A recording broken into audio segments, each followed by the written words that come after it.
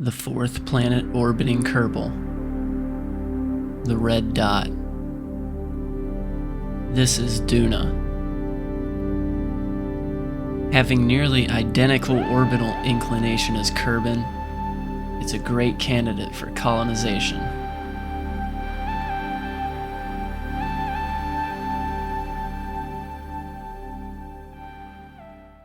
So I know I already made a Rover and sent it to Duna, and it's currently on the surface of Duna.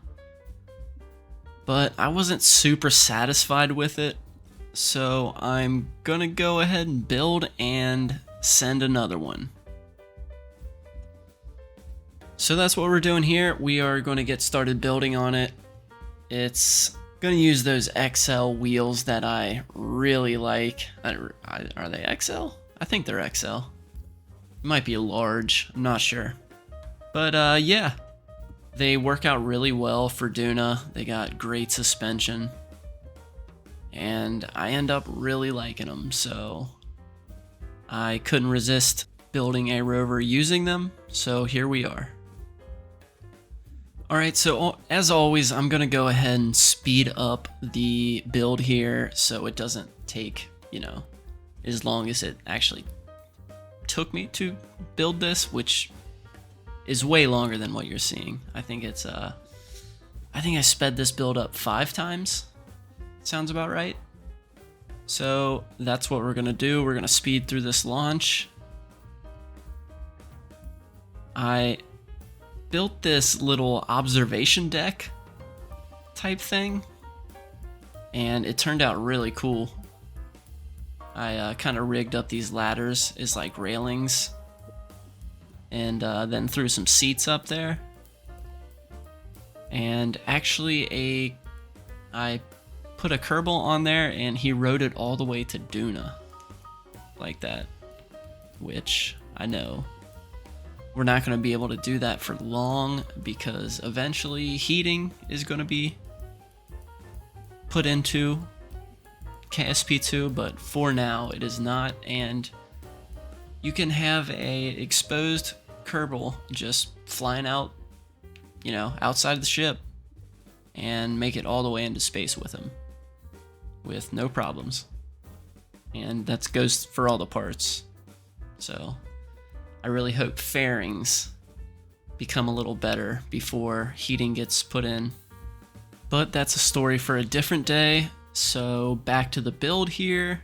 This is pretty much it in its final form. I'm going to scrap those top solar panels just to install more ladder railings. But yeah, that's pretty much it. We're going to toss it over on the launch pad and send this into orbit.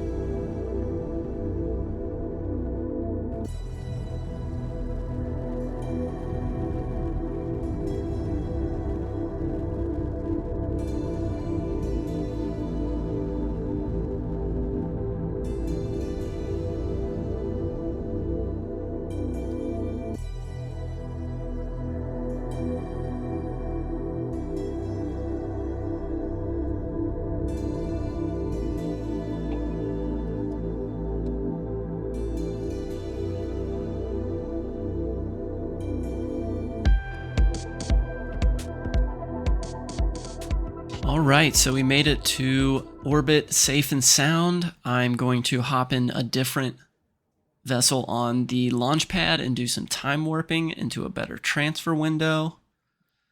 And then we can hop down and plan our maneuver out to Duna while still in low Kerbin orbit. Alright, so perfect. We get an encounter just like that. We will dial that in. and then we can warp out to that maneuver.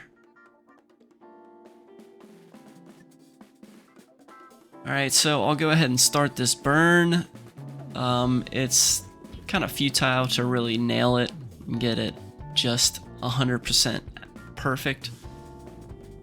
Well, I should say the maneuver node never gets it 100% perfect. So you almost have to fly out into your orbit a little bit there and then do a little bit of fine tuning to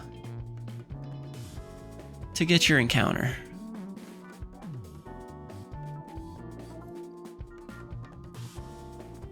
Okay, so we're doing that now. We have successfully completed most of our maneuver, and we're just going to dial in that last little bit and then warp out to our periapsis of our encounter.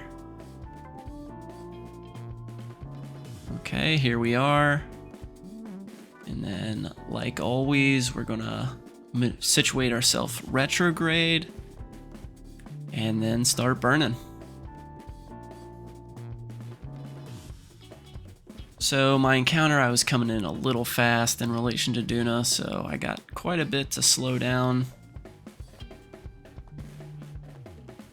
But that's okay. I'm not gonna say plenty, but I have enough to get us a pretty decent maneuver to where we can rendezvous with the base on the surface. I don't get it that close. You're gonna see it's still a very long drive that I have to do to get it back to the Duna base, but that's something I did off camera and sped it up, so you won't even have to deal with that. And you will get to see it parked alongside the Duna base, which looks pretty good. Alright, so I'm kind of tweaking, just using the last bit of Delta V I have out of those boosters that carried me out to Duna here. Just like I said, you know, get to the best possible rendezvous I can with such little Delta V. But that's okay, this thing has wheels, so we can just drive it on over.